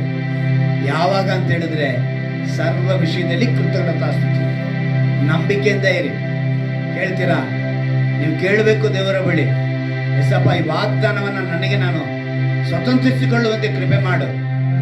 ನೀನು ದಯೆಯು ಕನಿಕರವುಳ್ಳವನು, ತನ್ನ ಕಡೆಗೆ ತಿರುಗಿಕೊಳ್ಳುವ ನಿಮ್ಮನ್ನು ಕಟಾಕ್ಷಿಸದೆ ಇರುವುದಿಲ್ಲ ಅಂತೇಳಿ ಮಾತು ಕೊಟ್ಟಿದ್ಯಪ್ಪ. ಒಂದು ವೇಳೆ ಕರ್ತನೆ, ಈ ವಾಕ್ಯದ ಮೇಲ್ಭಾಗದಲ್ಲಿರುವಂತ ನನ್ನ ಸಹೋದರರು, ಸಹೋದರರ ಮಕ್ಕಳು ಎಂದು ಹೇಳುವಾಗ ಕರ್ತನೆ, ತನ್ನವರಾಗಿರುವಂತವರು ಯಾರಾದರೂ ದಾರಿ ತಪ್ಪಿದರೆ ಅವರೆಲ್ಲರೂ ದೇವರ ಕಡೆಗೆ ತಿರುಗಿಕೊಳ್ಳಬೇಕೆಂದು ನಾನು ಪ್ರಾರ್ಥಿಸ್ತೇನೆಪ್ಪ. ಪ್ರೀತಿಯ ಸಹೋದರನೇ, ನಿನ್ನ ಪತ್ನಿಗಾಗಿ, ಪ್ರೀತಿಯ ಸಹೋದರಿಯೇ, ನಿನ್ನ ಪತಿಗಾಗಿ, ಹೆತ್ತವರು ಮಕ್ಕಳಿಗಾಗಿ ಪ್ರಾರ್ಥಿಸಿ. ತಿರುಗಿಕೊಳ್ಳುವ ಪ್ರತಿಯೊಬ್ಬರಿಗೂ ದೇವರು ಕಟಾಕ್ಷಿಸದೇ ಇರುವುದಿಲ್ಲ. ನೀನು ಕೇಳುವಾಗ ಕಟಾಕ್ಷಿಸುತ್ತಾರೆ. ನನಗೆ ಯಾರು ಸಹಾಯ ಇಲ್ಲವೇ ಎಂದು ಯೋಚಿಸಬೇಡ. ನನ್ನನ್ನು ಕೈ ಹಿಡಿದು ಎತ್ತುವರು ಯಾರು ಎಂದು ಯೋಚಿಸಬೇಡ. ದೇವರು ವಾಗ್ದಾನ ಮಾಡಿ ಹೇಳ್ತಿದ್ದಾರೆ, ನಂಬಿಕೆಯಿಂದ ಕೇಳು. ಅಪ್ಪ, ನೀನು ಎಷ್ಟು ಒಳ್ಳೆಯ ದೇವರಯ್ಯ, ನೀನು ದಯವುಳ್ಳವನಯ್ಯ, ನೀನು ಕನಿಕರವುಳ್ಳವನಯ್ಯ.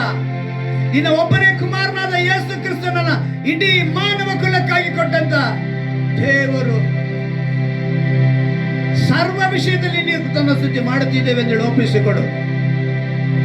ದೇವರನ್ನ ತನ್ನ ಸಿಂಹಾಸನದಲ್ಲಿ ಕುಳಿತಿರುವಂತ ದೇವರು, ಆಕಾಶ ಆತನಿಗೆ ಸಿಂಹಾಸನ, ಭೂಮಿ ನಿನ್ನ ಪಾದಪೀಠ ಅಂತ ಹೇಳ್ತೀವಿ.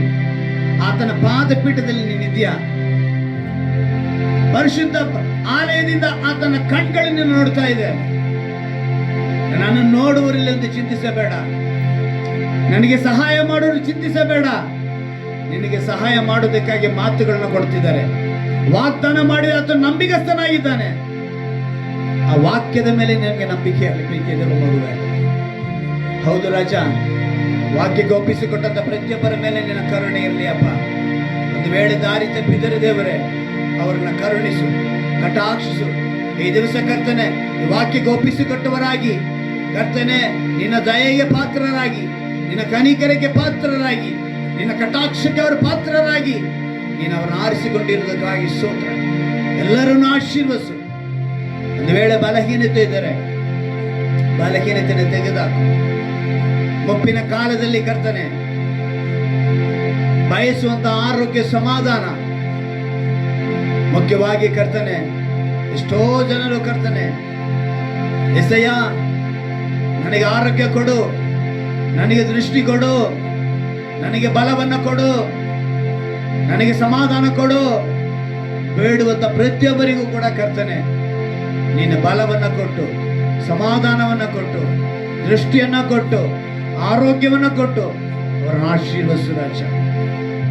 ಯಾರೇ ಆಗಿರ್ಲಿ ಅಪ್ಪ, ಎಂತ ಸಮಯದಲ್ಲಿ ಕೂಡ ಕರ್ತನೆ ನಂಬಿಕೆಯಿಂದ ನಿನ್ನ ಬಳಿ ಬಂದು ಮೊರೆ ಇಡುವಾಗ ನೀನು ಉತ್ತರವನ್ನು ಕೊಡುವಂತ ದೇವರು.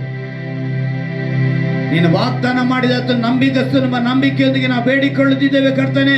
ಎಲ್ಲವೂ ಕ್ರಿಸ್ತನಿಂದ ನಿಶ್ಚಯವಾಗಿದೆ. ವಾಗ್ದಾನಗಳೆಲ್ಲವೂ ಕ್ರಿಸ್ತನ ಮೂಲಕ ನೆರವೇರುತ್ತೆ ಎಂಬ ನಂಬಿಕೆಯೊಂದಿಗೆ ಬೇಡಿಕೊಳ್ಳುತ್ತಿದ್ದೇವೆ ರಾಜ. ನೀನು ಆಶೀರ್ವದಿಸು ರಾಜ. ಈ ವಾಗ್ದಾನವನ್ನು ಎಲ್ಲರೂ ಸ್ವತಂತ್ರಿಸಿಕೊಳ್ಳುವಂತೆ ಕೃಪೆ ಮಾಡಿಕೊಳ್ಳು. ಈ ತಿಂಗಳಿನಲ್ಲಿ ಯಾರ್ಯಾರು ಮದುವೆ ದಿವಸಗಳನ್ನ, ಹುಟ್ಟಿದ ದಿವಸಗಳನ್ನು ಆಚರಿಸುವರಾಗಿದ್ದಾರೋ ಆ ದಿವಸಗಳನ್ನು ಆಶೀರ್ವದಿಸಿಕೊಳ್ಳು. ಈ ತಿಂಗಳಲ್ಲಿ ಅವರು ಯಾರ್ಯಾರು ಕರ್ತನೆ ಒಂದು ಹೊಸ ಕಾರ್ಯಗಳನ್ನ ಮಾಡಬೇಕು, ಶುಭ ಕಾರ್ಯಗಳನ್ನ ಮಾಡಬೇಕು ಎಂದು ಅಂದುಕೊಂಡಿರ್ತಾರೋ ನಿನ್ನ ದಯ ಇರಲಿ ಆ ಕೆಲಸದಲ್ಲಿ, ನಿನ್ನ ಕರುಣೆ ಇರಲಿ ಆ ಕೆಲಸದಲ್ಲಿ. ಅವ್ರನ್ನ ಆಶೀರ್ವದಿಸು ರಾಜ. ಪ್ರತಿಯೊಬ್ಬರ ಮೇಲೆ ನಿನ್ನ ಕರುಣೆ ಇರಲಿ, ಪ್ರತಿಯೊಬ್ಬರನ್ನು ಆಶೀರ್ವದಿಸುವುದಕ್ಕಾಗಿ ಸ್ತೋತ್ರ. ನಿಮ್ಮ ನಾಮನ ಮಹಿಮೆ ಪಡಿಸಿಕೊಳ್ಳು. ನಾವೇನಾದ್ರು ತಪ್ಪಾಗಿದ್ರೆ ನಮ್ಮನ್ನ ಕ್ಷಮಿಸು. ನಮ್ಮ ಬೇಡಿಕೆಯಲ್ಲಿ ನಾವು ಬೇಡಿಕೊಂಡದ್ರಲ್ಲಿ ಏನಾದ್ರು ಕೊರತೆ ಇದ್ದರೆ ನೆರವೇರಿಸಿಕೊಡು. ಎಲ್ಲವನ್ನು ನಿನ್ನ ಕರೆದು ಒಪ್ಪಿಸಿಕೊಡುತ್ತೇನೆ. ನಮ್ಮ ರಕ್ಷಕನು ವಿಮೋಚಕನಾಗಿರುವ ಯೇಸು ಕ್ರಿಸ್ತನ ನಾಮದಲ್ಲಿ ಪ್ರಾರ್ಥಿಸಿ ಬೇಡುವುದು ನನ್ನ ಜೀವನ ತಂದೆಯೇ.